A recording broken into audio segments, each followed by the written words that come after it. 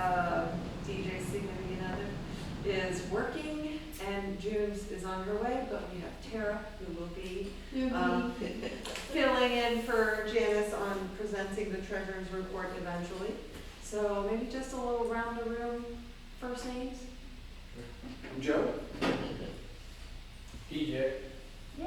Joe. Chuck. Yeah, go ahead. No, You go. Miss Tara. I'm Tara. Diana. I'm Chuck. Jim.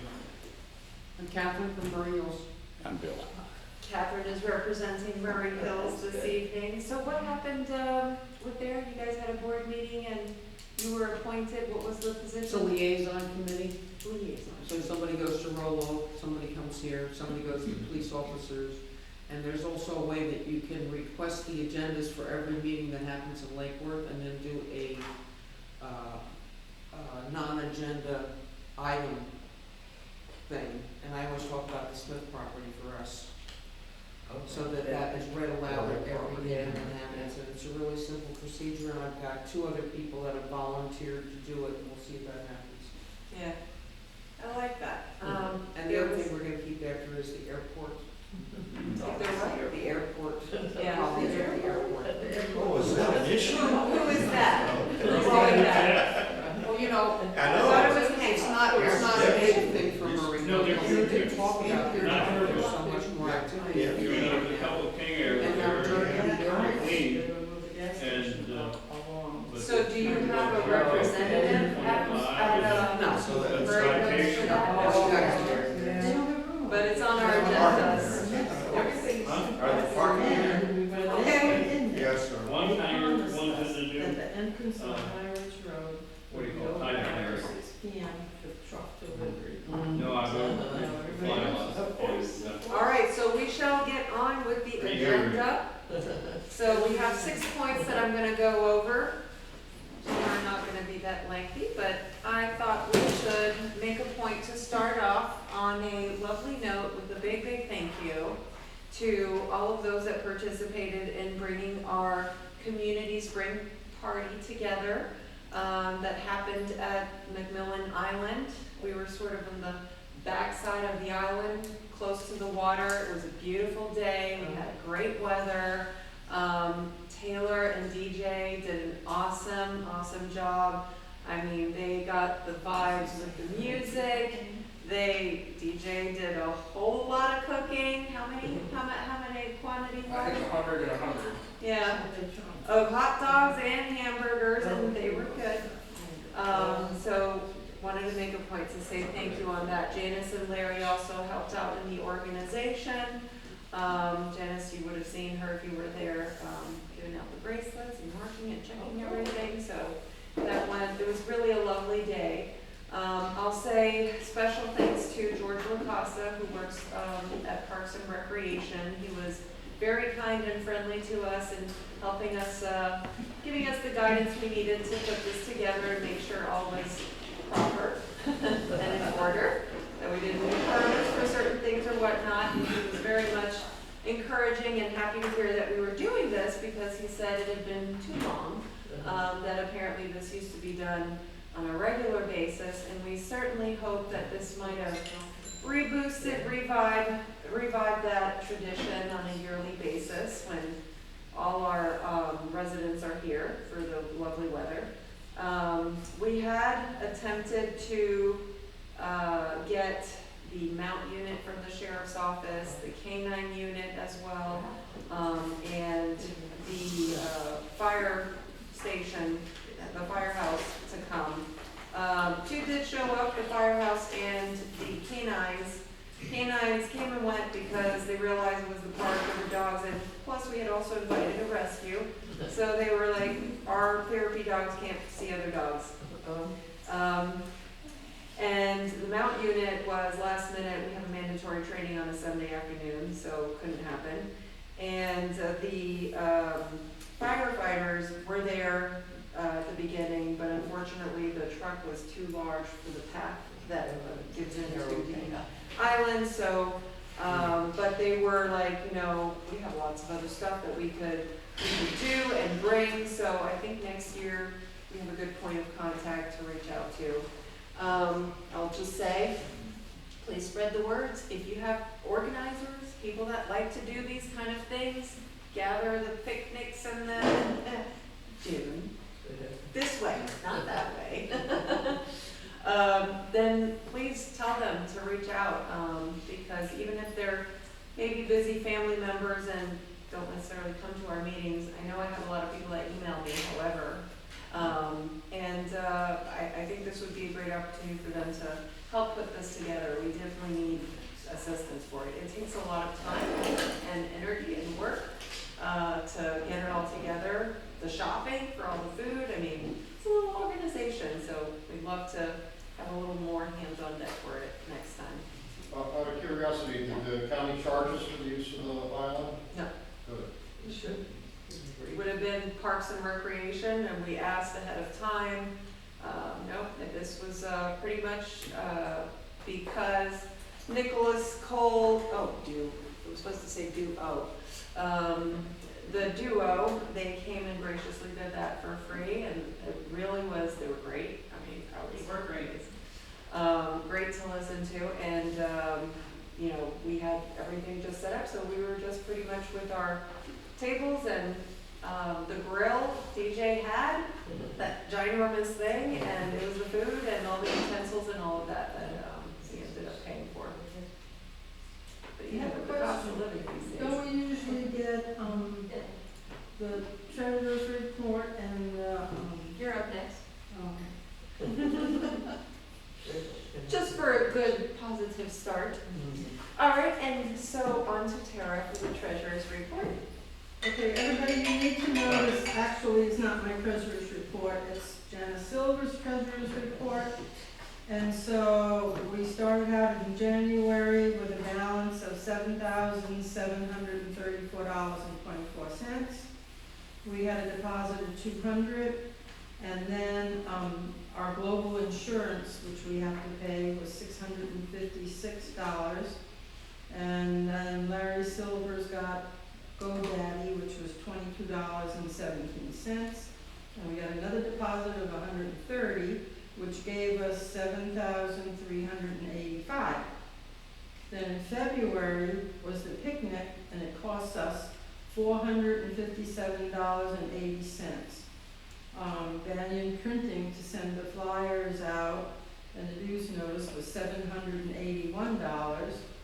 And we had a deposit of $1,128. So our balance then was $7,274. And so that's what we have now, to my knowledge, and our Capital One savings is way, way down to $5,354. That used to be well up and past 15,000. Then she gave me another sheet by streets who paid. And last year, if anybody wants to see it, but last year it was, in 2024, it was $8,110. This year so far, it's only $6,078. So you can see we're way behind. I don't know why people aren't paying their dues other than the economy, but it's certainly not that much when you look at, and other homeowners whose prices are going up. HOAs, my God. and That's what Janice gave me to read to you. and I think there's a little bit of that mentality. We moved into this, for some of the younger new, I think, we moved into this neighborhood, so we didn't want an HOA, so we don't want anything to do with that. Whereas this has to do. But then they realized it was Civic, but not Right. home Yeah. loan? That's the And difference. so for the one or two that have actually called to discuss with me, then I try to explain that. Sometimes there's a better understanding. I think, maybe they don't really realize what a civic association is, and the HOA has a very negative connotation for many people. So, and then there are others that are just not wanting to have anything to do, but we'll reap the benefits for I'd like a motion to accept this, so. Please. So moved. Second. Thank you for the record. Sorry. Don't touch it.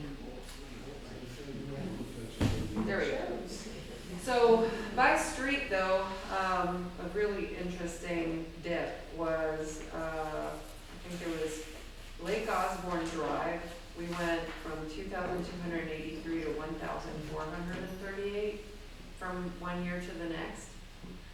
We'll also say, this is all as of, the whole report in of itself is all as of beginning April. We're now late April. So there might be a slight variances when Janice comes back. But we usually have already received the bulk of the dues for everyone who plan to contribute, especially since we already sent out the reminder when we also sent the flyer for the picnic. So it is a little alarming that even if 2024 totals paid was actually for the entire year of 2024, I don't see that 6,078 moving a whole lot even from now to the end of the year, unless there's something that, you know, boosts, motivates, reminds people along the way, maybe coming to the meetings, there will be more contributions. So although the picnic or the get-together was free, there were lots of kind people that said, here I'm donating, I'm contributing for, so we did get some extra in there. But yes, Did we make any profit on the picnic? profits, as in we got more than what we spent. Well, we usually I make a mean, profit. that would really, to be fully clear, I think we should ask Janice on that, because there was Yeah, a this is reminder, and there was, I mean, the flyer, then there was that, so like, what does that actually look like from the date, from March basically to now, what came in versus what we spent? I don't think so, but we'll be sure to have Janice say that at the next meeting. It would be good to know. I mean, I thought there would be a little more of a turnout, not to say that it was bad at all. We actually had a lot of our neighboring communities from across the street over here and up north too that came by, and we're all like, this is great, really nice. And speaking of community liaisons, I think residents of Lake Osborne, which Murray Hills is part of, had their own community gathering. And did you hear about that? No? Not that I know. This past weekend, so I mean, we could also use a liaison to go to even the fun events for our neighbors that we have been invited to, but maybe not necessarily one of the board members are available, so we'd love some representation. Mary, what's the right-hand column here? I can't. Okay, so What's the the right highest hand is degree? 2025 thus far of dues paid, Okay. 2025 dues. And the left column is 2024. And it's by street. Now we know Fenton Court and South Drive, they're at 0. But even Fenton Court had $20 last year, even though the dues were 50, but it was something. But it's interesting, like the dip. However, I would say big winner maybe is here's one street, Lake Geneva Drive.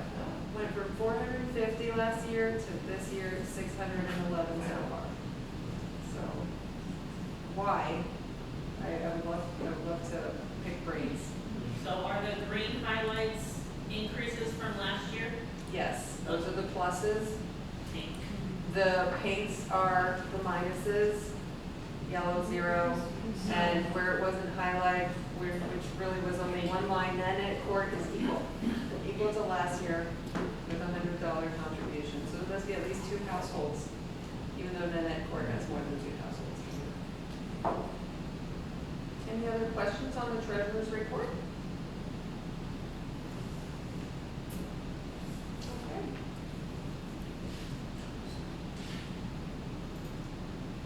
All right, so next, the Costco expansion. Here's what we know. I have been reaching out to the county, to Costco, whether it be from their, their main area to the local management, and I have pretty much consistently gotten either, we don't know, or it's just the parking expansion. What type of parking expansion is not disclosed. So I I did reach out to Mayor Weiss's representatives, or people, as part of his office, Neil, I don't know if any one of you have spoken with him, and I'll get to you, to look into this a bit further. And what he came back with after reaching out with some of the staff was that we know that 1900, 1908, 1914 High Ridge Road have all been purchased by Costco. We know that there were construction fences around the properties. They have all been demolished. So there was approvals for that. But there has been no annexation requests or anything in the process. There's no active land use or zoning applications, and there's no other activity or development permits that have been requested. And that was, I want to say, as of maybe 2 weeks ago, I got that response. So, Jim? Okay, here's what I know, is that yes, they've gotten those properties over there, and as per our conversation over there, I contacted what was, I think, the assistant manager at Costco about maybe getting compensated on dues for that. And she assured me that she was gonna contact me by phone and follow through, but that's been a couple of weeks, so it's time enough to do that. Now, she did ask me if I had a business card or something that had a letterhead from the Civic Association, so if we can get that together, I'll revisit that issue with either her or the bigger dog manager there, as well as I think we should follow through at the corporate level with, like, I'll send a letter to that effect, or return receipt requested, that we know that they have that. And we're not talking about 3 houses over there they've already consumed, plus the original one that was, 25 years ago, that this never was an issue back then. But essentially, if they take the 4th house on the corner there, the one that's right by the entrance, that would be a total of 5. So yeah, you're looking at, 50 times 5, so yeah, it's going to be a chunk of change. I called the daycare owner on that corner as well, and there was no confirmation or denial of there being any talks with Costco. So I'm not sure if maybe there could be a negotiation, but I would say the tone might have put a question out there. That person indicated they didn't see the expansion being any problem whatsoever. In fact, it would probably bring them some nice business, possibly. And then I saw on Nextdoor, some kind of social media, for what it's worth, somebody indicating they knew the property owner of that big house that has not been purchased officially by Costco, and that person was not intending to sell. So I don't know about that first one, the first house that's right there at the entrance. Right. And as far as the daycare was concerned, is from what I had as an insider that I've been getting my information for, that actually lives in the Estates, he says that Costco is not really interested in the daycare because they feel that that property is going to get sucked up by eminent domain when they go ahead and widen the I-95 and over past there, so there's no sense in throwing good money after bad, and then they would lose that. Yeah. Their major factor is they're going to have to move their gas station as well. That's going to be revisited in another location someplace on the property, as well as they want to expand their receiving where their semi-tractor trailers back into, because they're going to lose everything more or less on the south side of their property when they do the I-95 interchange expansion at Lantana Road. Yes. What is that scheduled to happen? They're looking at a 2 or 3 year window, so it's, the foreseeable future. It's on the drawing board, it's over there, but I don't think anything has been hard copied out yet. These things take a long time. No, and there is posting of the Diamond Exchange design plans online with different propositions. We don't know if any of them are still current. There was one that was picked, but what we did notice is those designs seem to suggest that our Lake Osborne Estates sign on the corner of High Ridge and Lantana Road would be in jeopardy. And nobody's reaching out to us that I know of, unless maybe before me, because these are discussions that have been occurring pre-COVID, about what would happen with our sign. So yes, I could very much see that this is why those two projects are very connected. But those designs also showed the possibility of underpasses, overpasses for the trucks, but yet the trucks still being able to cross Lantana Road.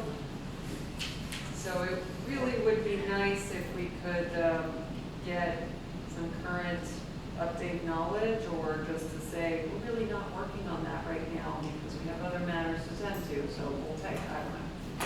But so far nothing, even though asked. I have a question, what does the city of Lantana have to do? Doesn't Lantana own that property? So that's the annexation. So why are request. we dealing with the county if it's Lantana? Because right now those properties are county, so any permits and zoning things would So all have Lantana's to go not to the doing county. anything right now? So they would have, Costco would have had to ask for those properties to go over to the city of Lantana, which the county apparently in requesting information or update on this, reached out to Lantana. They're not finding any requests so far. But maybe it would be good for us to just reach out to Lantana City. Yeah, to find out what they're doing down here. Or if they have knowledge.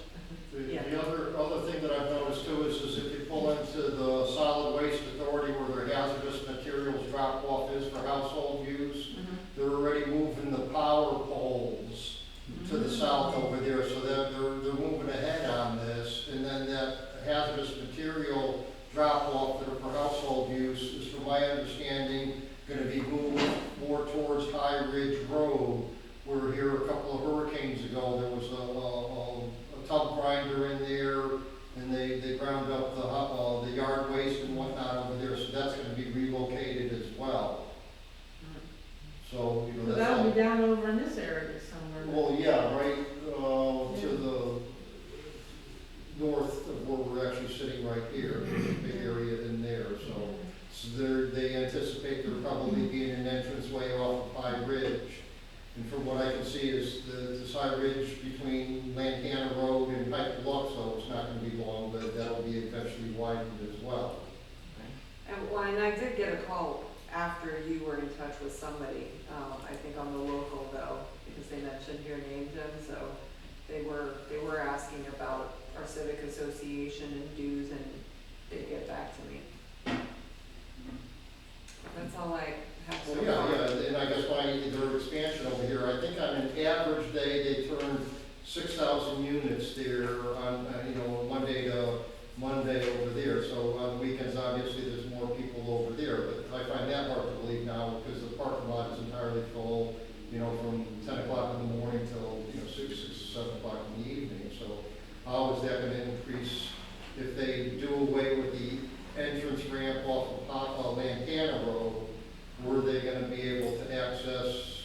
They They'd weren't have to have supposed two to. accesses for fire purposes, from what I understand. Yeah, they weren't supposed to do away with entrance exit from Lantana Road, but I was really hoping that they'd still figure out how to smoothen the whole traffic that's going on that whole corner, and that we not be faced with basically a commotion of a parking lot. I mean, it really would be a decrease in the appeal for our community in so many different ways.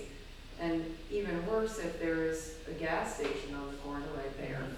I have, Now, I don't quote me on the gas station being on the corner, but they have to move Oh, the I gas suspect station. that.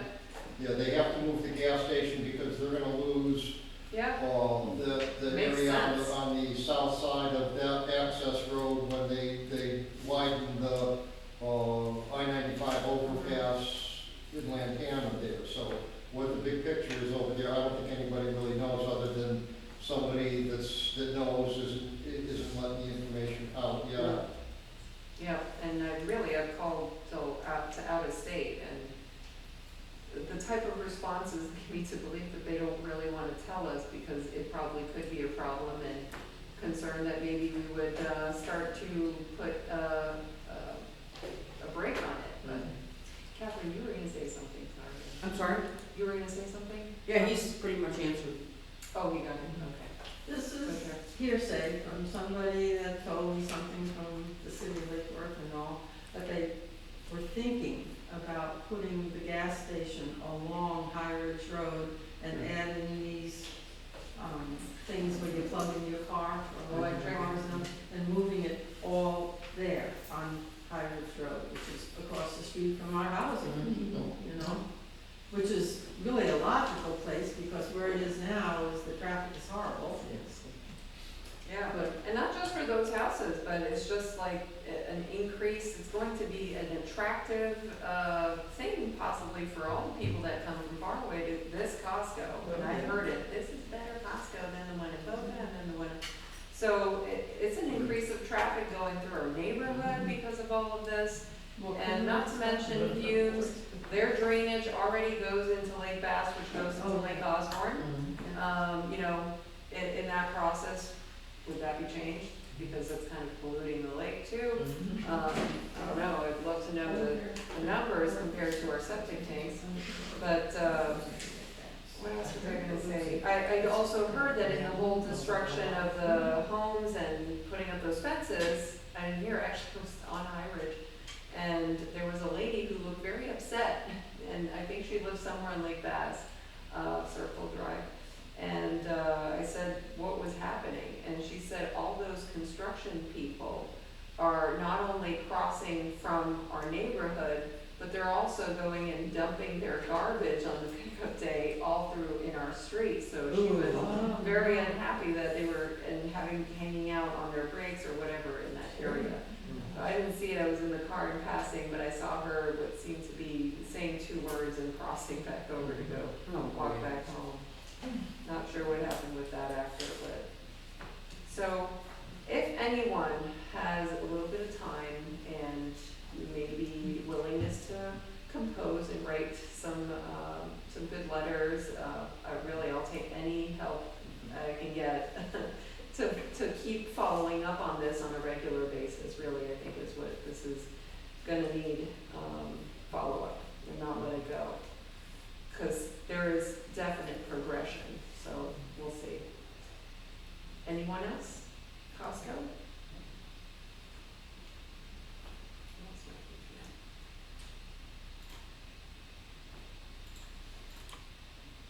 No? Ah, yeah. Okay, so after that, the airport. Not a whole lot of update on the airport, but I think it's important to mention that I've seen or gotten a little uptick in complaints. I myself have experienced a little uptick in issues.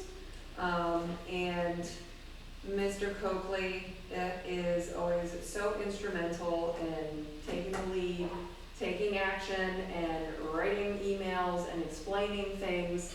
And I'll say that we have zero expectation that those emails actually get anywhere as far as making a difference, but it's for the record.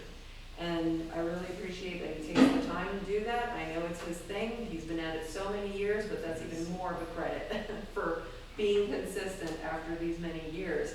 And so what I like to extend is, I know you all here notice, if you could just take a little date and time and even say, this plane at this date and time bothered me because, and email it to me, I will take it from there.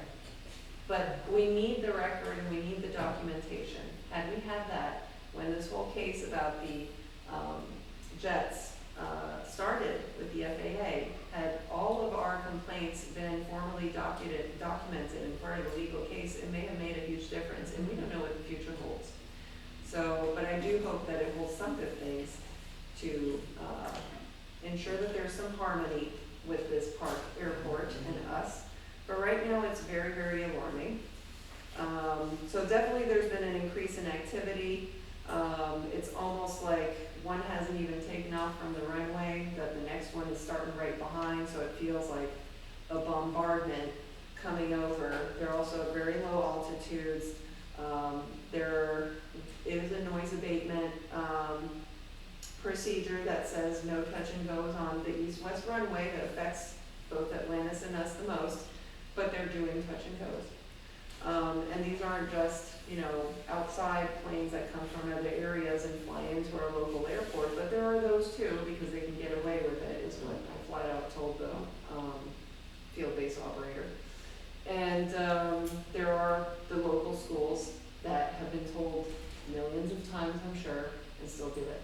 So it's really a problem, and I think we feel those variations mostly when we get tired and don't say anything. So we need to get back at it. I need to get back at it. But I would love the help, so if you notice anything, because I might be at work, you know, and not necessarily paying attention, so, and the record from someone else, and, you know, me representing from our community, that would be very helpful. Whatever you see. So, if you would like to do that yourself. Just briefly on that one, where I thought it was ludicrous that the meeting that we had at Palm Beach State College over there, which they pretty much ignored us as far as I was concerned, and the Atlantis mayor there, he was very, very learned and very good over there. But it was just a matter of hours after that, the chairperson there said, oh no, the helicopters are fine, pilot error is not a problem over there, that they had the incident up in Washington, D.C., that there was a helicopter and a jet and there was loss of life. Just within a matter of hours. Ridiculous. Yeah, and I have to say too, we had a few people that followed up after that meeting and wrote letters. One resident in particular had an amazing, just well put to, very just simple, but very well explained as to what we experienced and why we disagreed with a lot of the presentation points.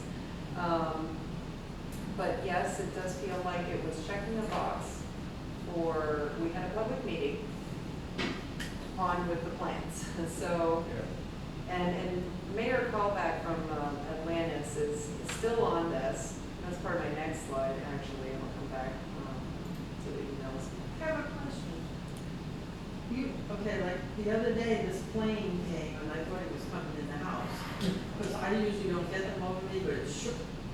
It shook. I don't know anything about planes, so you want to Date, tell me time. the date and the time? Okay. Date, time. Okay. If you tell me right away immediately, I might actually get a chance to get the plane too. It was a big one. So, but there are lots of big ones. You know, There are jets It now, wasn't, Tara. it wasn't one of those little ones, it was a big one. Yeah, one of the beach came probably, and Yeah, they're very loud and they were going noisy. over to the Bahamas or something loaded, but it was loud. That's what's concerning too, even the little ones, it's almost like whatever they used to do in their, and I know nothing about the mechanics, so, but to adjust the noise, which they can do, they're not doing that either. Some of these little ones have the loudest noise compared to some others. So it's not even about the size, sometimes it's how close is it to your head, and It was close. Yeah, so we were in I there. know what type of We plane. had an AC-3 and a couple of shaking. but, You didn't even have any mufflers. right. I used to load those ones. Right, mufflers, there are adjustments that can be made to planes to make them more quiet. Why wouldn't that be a mandatory thing? Especially to operate in this airport, for example. But if you do have the desire to email your own complaint, these are the emails for the representatives at the airport. It's Craig and Gary. So he's a community person, Gary's his supervisor, and I always suggest to email the county commissioners so that they see our emails too. And then copy Bill and me so that we're not doing this in isolation, so it doesn't get played against us, and we're keeping it transparent. Could you put that in the next newsletter, these people, and tell them That's a good idea. to call right away for the time and the. Who did you know? There's actually somebody from, I want to say Murray Hills, that reached out to me and took me up on that and CC'd us on it. And so we have a lovely chain of emails going on right now where Craig has said that they're monitoring these things. They're not. And their reply is, well, it's the winds and it's this and there's all these other, and we don't have any control over what happens in the air. It's the FAA. The FAA has truly been a very, very big barrier for our county Department of Airports to say anything. At least that's what they're leaning on, is that they basically have lost all power and control about anything related to the airport. Even though these schools are local and they're on the ground, and there could probably be some adjustments. So Craig says that he attends their monthly meetings, I think they were. Joe, they were monthly? No, I don't think Or quarterly, but nevertheless, he attends their local meetings at the airport, and apparently emphasizes the noise abatement procedures each time. I've asked, so what exactly do you present? Can we see? Bill has certainly asked that too. We don't know. Laura Beebe, the director of the airports, had said we should have the neighbors participate as well and give opportunity to open up discussion and a good relationship. We would encourage that for sure. Not yet happened. So Mayor Colbeck went on a trip to DC. I can't recall exactly what it was for, but he managed to get involved as a member of the National League of Cities Transportation and Infrastructure Committee.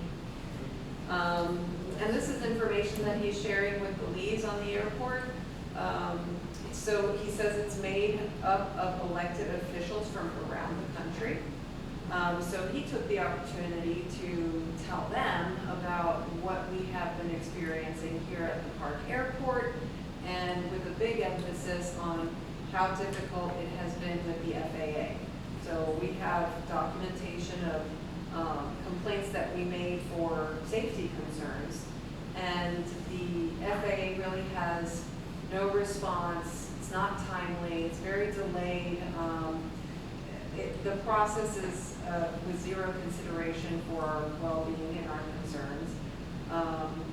And in the end, it's pro-aviation. So he says that this is a time to establish a position on redefining the relationship between an appropriate FAA oversight and the interests of the community. So he's hoping that maybe this opens a different window of approach, I suppose, in making some big changes. I'm sure that's not going to happen overnight, but I think that's really amazing that he is, pushing the envelope to other ways and getting in contact with other people who may eventually, be that window that we seem to not get on the airport. That's all I got for the airport. Anyone have other thoughts related to the airport?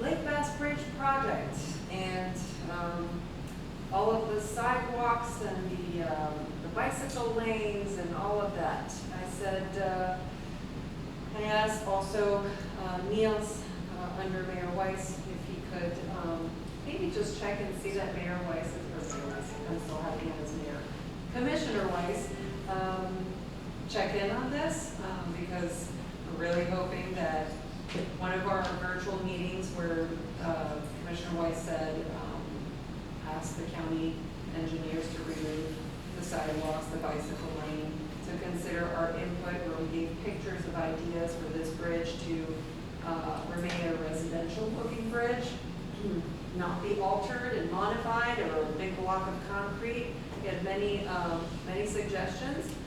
And so I was asking for there to be a little bit of oversight and follow-up because the previous email that I also shared at this meeting seemed to suggest that we weren't really going to be part of any kind of discussion table or offered the design of the new design for the redo after Commissioner Weiss had that intervention. So the response that was received by the Deputy County Engineer, you can't read in the back, it is, we are currently finalizing consultants' paperwork to begin the plan revisions. We now expect the revised plans to be completed this fall. At that point, the right-of-way will be evaluated to see if there are any changes, and that process will continue as needed. We are estimating advertising for bid in late spring, early summer of 2026, at the soonest, which would put a likely construction start in late 2026 or early 2027. Now surely if we get to that point, we're way past the possibility of doing anything if there was something that didn't look good. So we need to be around the area of the plan revisions, at least part of the people who are allowed to see what's going on, or what do they have in mind? We don't know what they wanna do. No design plans have been sent since that meeting. And I think they had to go back to the drawing board in much way, so that's why we haven't been pressing the issue, because we figured that would require time and probably a little more resources, which was gonna be required even because this was a project pre-COVID, so we know everything costs a whole lot more money now. But now is time for us to also start pressing the issue about receiving at least the idea or these revised plans, since the consultant has come up with something at this point. So I'm hopeful that they will be open to that at some point prior to this fall. Comments, questions on that project? Well, I think if it's not broke, don't fix it. Yeah, realistically, the bridge does have a lot of cracks in the area where the water has been, you know, going, but I guess if you walk on the road, does it require the millions it's gonna cost to redo the entire bridge? I don't know, but nevertheless. And all that's connected with Lake Worth Beach City, because the very large green and blue pipes belong, those are city sewer pipes, not ours, Yeah. and they run through the lake. So something has to happen with that.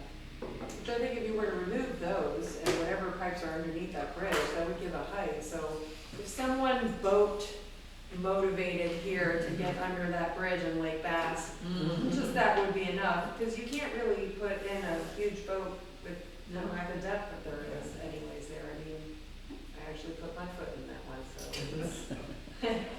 it's not that deep, but you don't want to.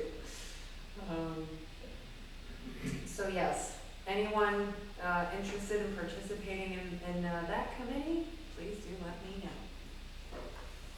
All right, last point of this meeting that I have, the Palm Beach Sheriff's Office and traffic monitoring. Have you seen them around Palm Beach Sheriff's Office? Any changes that you're noting? Not necessarily, I don't know if y'all are home. I have seen them during the day, so not necessarily rush hour. But Deputy Sheriff Joe Carrero was here at our last meeting with his other counterpart who's also been at our previous meetings. And they were very open. If you didn't meet with them, really like nice people. And Joe has been very direct line of contact. I can text him, here's a picture, here's what I got. Some people have sent me stuff and I've sent it there to him, and he doesn't take long to start to look into things.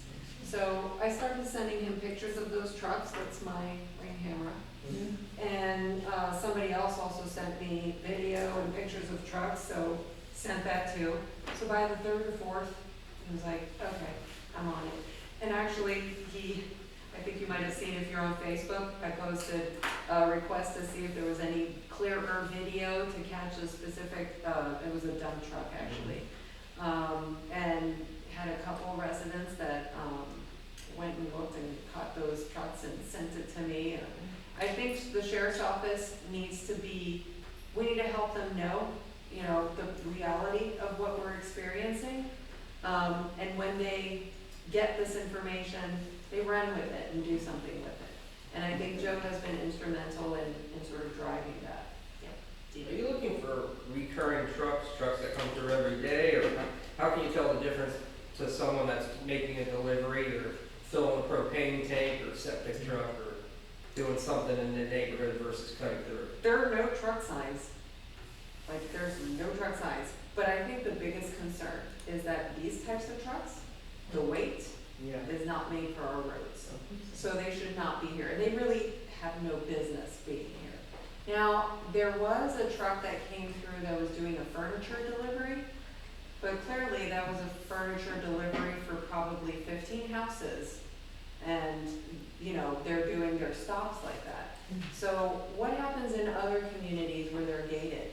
They have rules and they don't allow certain large trucks like that, even Home Depot trucks, for a reason. It's because it'll damage their asphalt and that's how you get holes in the roads and cracks and stuff like that. So they tell their delivery person, you can't come past a certain hour with a certain type of truck or whatever.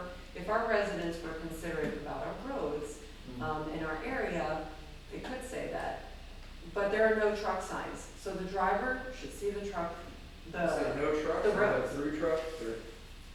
No trucks, no trucks.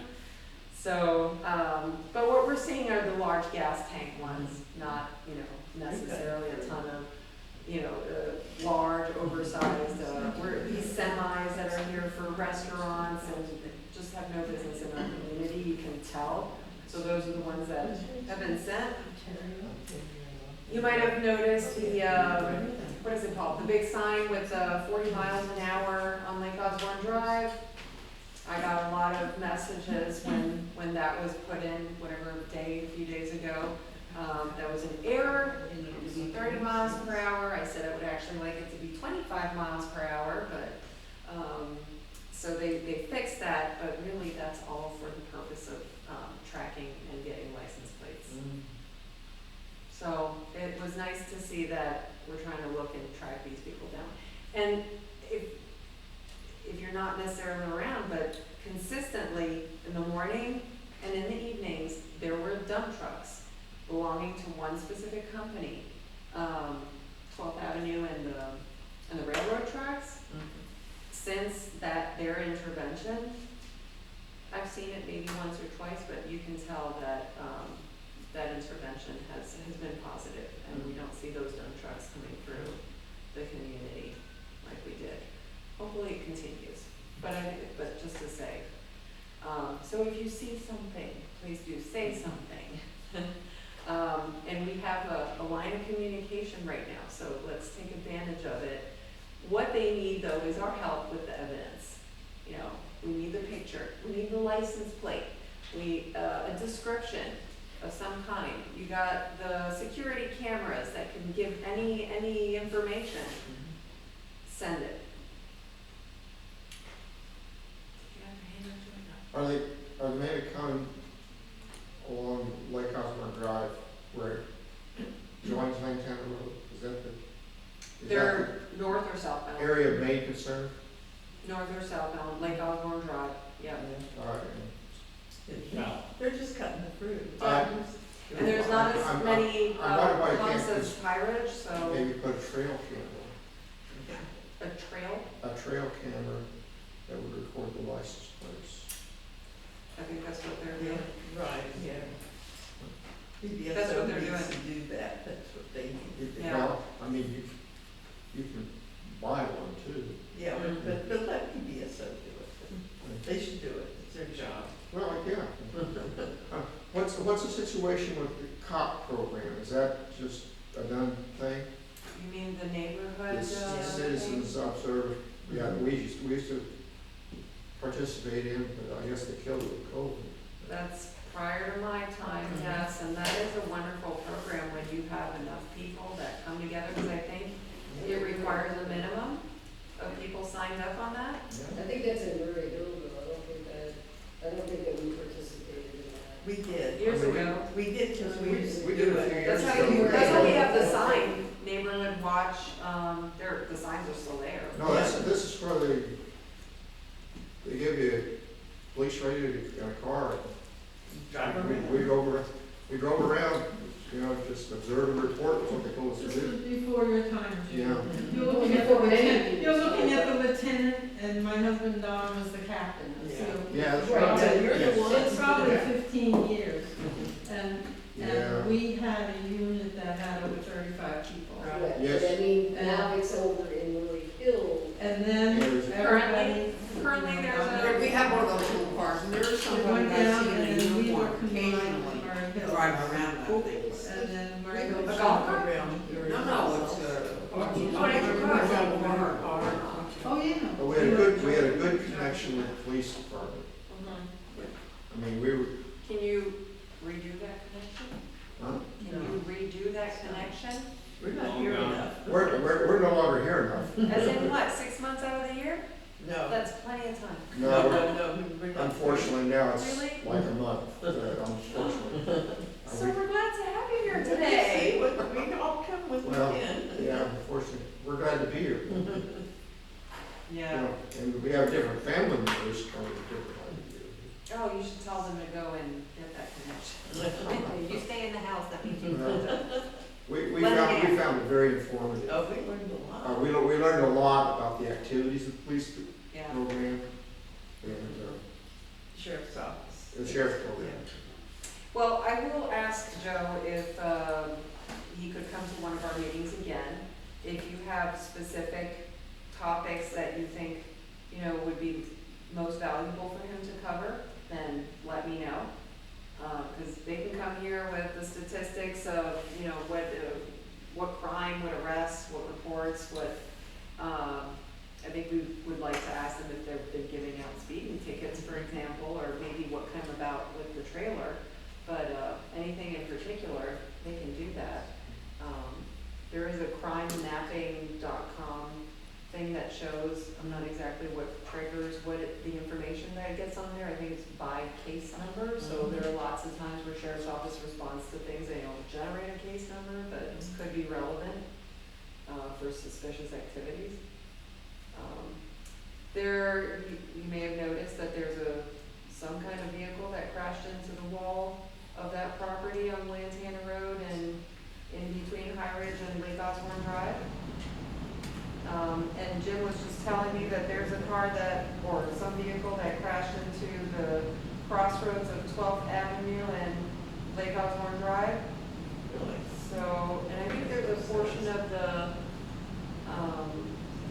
wood railing or whatnot in the park that was destroyed at some point too, so it's just a lot of, traffic, that, I mean, thank goodness, no one has been injured. But it is a matter of time, and it's already happened, especially on 12th, so, where there was a death from a biker. And that's all I got, really. Our next meeting is planned for July 28th. If everyone is here, I don't know what the summer, what the plans are, but we are shooting for July 28th, which is a Monday, as tradition. And my email and phone number are there if you don't have that yet. And if you have any questions or other comments and ideas, it's an open floor. You were asking about the patrolling in the neighborhood. You know, really, just like everything else, the biggest challenge right now is to get people to volunteer, to put in some community time. It's, I don't know why it's such a struggle. Maybe there's a shift in Population's changing, Yeah. right? and it seems to me like there are younger people moving into the neighborhood, and they're working longer They're hours. working long hours, they Yeah, have and families. It's all they can do, I get that.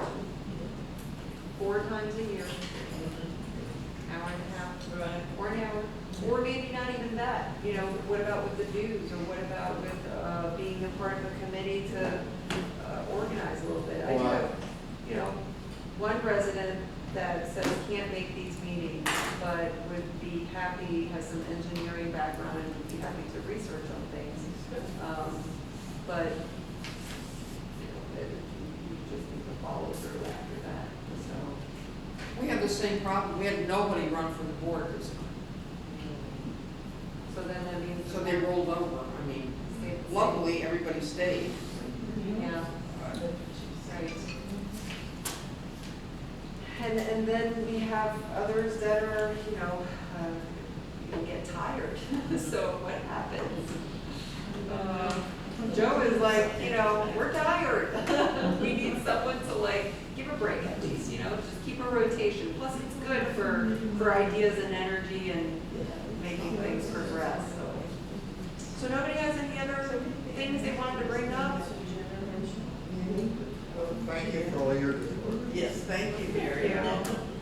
Well, then Joe do a wonderful job. Yeah, they do, they really do. Joe's a behind the scenes guy. Thank you. That is the end of our meeting today. Meeting adjourned, 7:30. That's good. 1976. Thanks for being here. I know, I told you.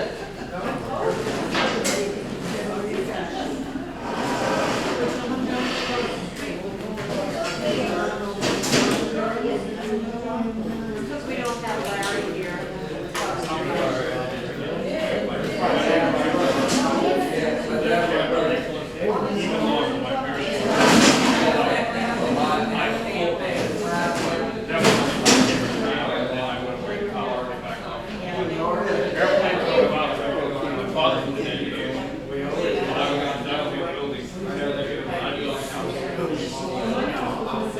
Mrs. Lang was my instructor, I lived on Lake Bass. Yes.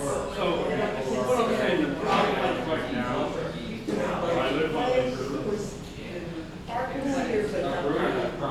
Right. I got directly across the street from me, that was just wonderful. They got 9 people there, plus during the day, they went here like. That's good luck. That's right. And that part of the town was baseball coach, they bought that house too. He just bought.